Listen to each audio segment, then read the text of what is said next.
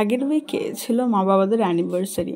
তো এভরি ইয়ারই অ্যানিভার্সারিতে কিছু না কিছু প্ল্যানিং থাকে, দাদাভাই বৌমনি আসে, কেক আনা হয়, কিছু না কিছু একটা হয়। কিন্তু এবারে ডিফারেন্ট ছিল।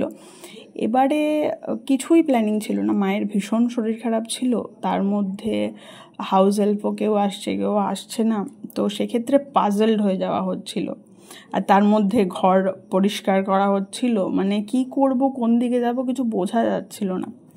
তো সকালবেলাতে যখন এলো কৃষ্ণাবেশী শান্তনাবেশী, তো এমনিই কথাবার্তা হচ্ছিলো যে অ্যানিভার্সারি আজকে, কিছু কিন্তু প্ল্যানিং নেই। আমিও গিভ আপ করে দিয়েছিলাম। আমি দেখলাম যে মা বিছানা থেকে উঠতে পারছে না, তো কি প্ল্যানিং হবে। কিন্তু ওরা দুজনে ইনিশিয়েটিভ নিল। শুরু হলো সকালবেলা ব্রেকফাস্ট দিয়ে। কি ব্রেকফাস্ট? পরোটা হলো। দেন বাবাকে কনভিন্স করানো হলো যে তুমি পোলাওয়ের চাল নিয়ে এসো, চিকেন নিয়ে এসো, পনির নিয়ে এসো, রান্নাবান্না হবে। বাবা তো কিছুতেই রাজি নয়। কিন্তু ওই যে বলে না, কিছু কিছু টাইমে নিজেদের লোকের থেকেও বাইরের লোকেরা অনেকটা বেশি করে দেয় তোমাদের জন্য। তো এরাও সেমই হয়েছিল। ওই বাবাকে মোটামুটি জোর জবরদস্তি করে রাজি করিয়েছিল যে আনতে হবে এই জিনিসপত্রগুলো কিনে, না হলে হবে না। তো সেই মতো সকালবেলা ব্রেকফাস্ট শুরু হলো পরোটা দিয়ে। দেন পোলাওয়ের চাল, চিকেন, পনির সব এনে দিল বাবা। তো চালগুলো ধুয়ে রেডি করে রেখে দেওয়া হলো শুকোনোর জন্যে। দেন সবজিপাতিও কাটা হয়ে গেল। এটা একটা ইন্টারেস্টিং ব্যাপার।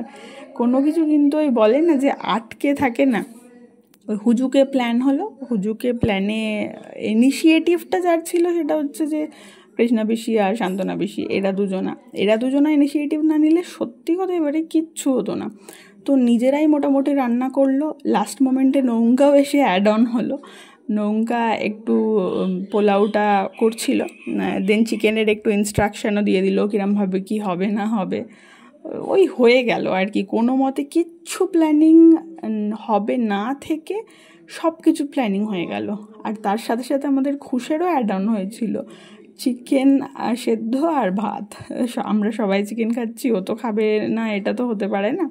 তো সেই জন্য ওরও চিকেন সেদ্ধ ভাত হয়ে গিয়েছিল, আর আমাদেরও পোলাও, চিকেন, পনির সব রেডি।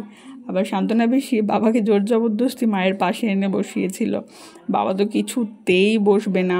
সে এক প্রকার যুদ্ধ, যে না তুমি বসো, আমি খাবার সাজিয়ে সাজিয়ে দিয়েছি, তো আমরা সেলিব্রেট করব, আমরা তোমাদের দুজনের পেছনে দাঁড়িয়ে ফটো তুলবো, আমাদের ফটোটা তো আপলোড করতে হবে।